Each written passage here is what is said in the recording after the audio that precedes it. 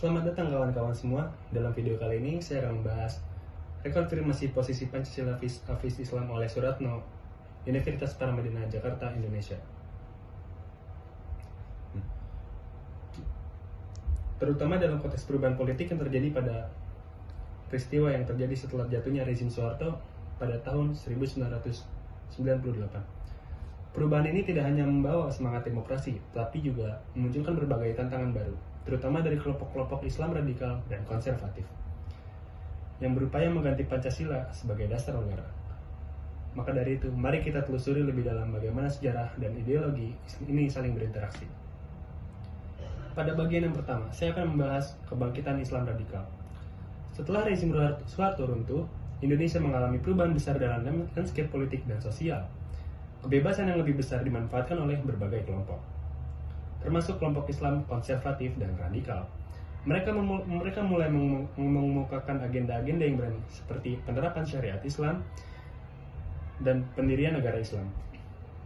Namun, meskipun ada perbedaan dalam tujuan dan metode, semua kelompok ini memiliki satu kesamaan: keinginan untuk menggantikan Pancasila sebagai ideologi dasar negara.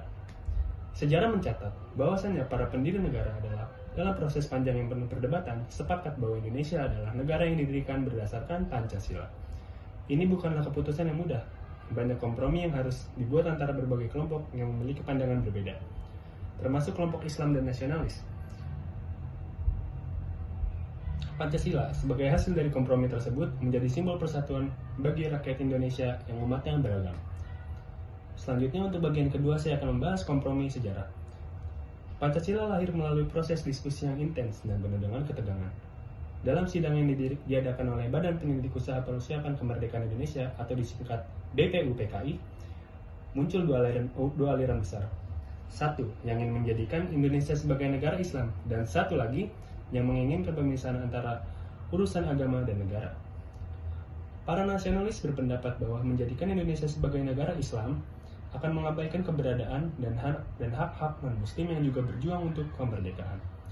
Keputusan untuk menetapkan Pancasila sebagai dasar negara adalah hasil dari kompromi yang sulit, mencerminkan keinginan untuk menjaga kesatuan di tengah keragaman. Dalam konteks ini, Pancasila bukan hanya sekadar ideologi, tetapi juga merupakan pernyataan tentang identitas nasional kita yang inklusif. Selanjutnya, untuk bagian ketiga, saya akan membahas pandangan Cak Nur.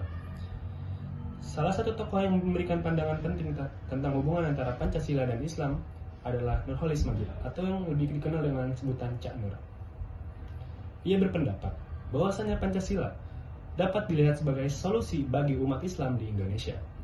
Dalam pandangannya, Pancasila dan Piagam Madinah memiliki kesamaan dalam hal menciptakan kesepakatan antar berbagai kelompok dan masyarakat. Cak Nur menekankan bahwasannya Pancasila tidak hanya berfungsi sebagai dasar negara, tapi juga sebagai platform untuk mencapai tujuan bersama dalam kehidupan berbangsa dan bernegara.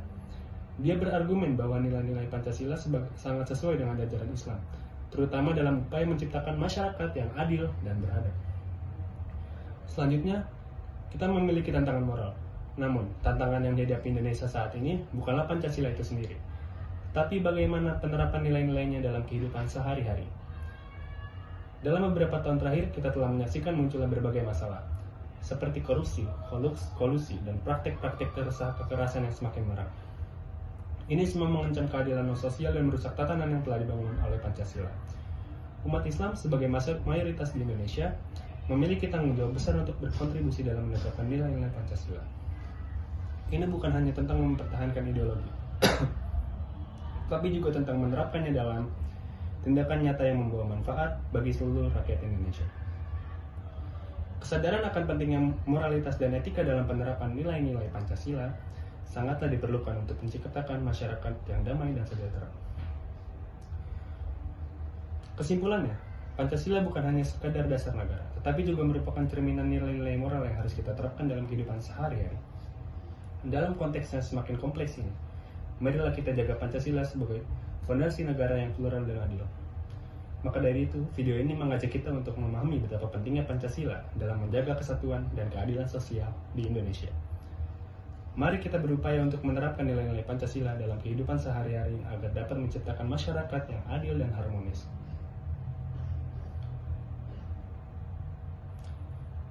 Maka dari itu, terlepas dari latar belakangnya, kita dapat hidup berdampingan dengan damai. Terima kasih telah menonton.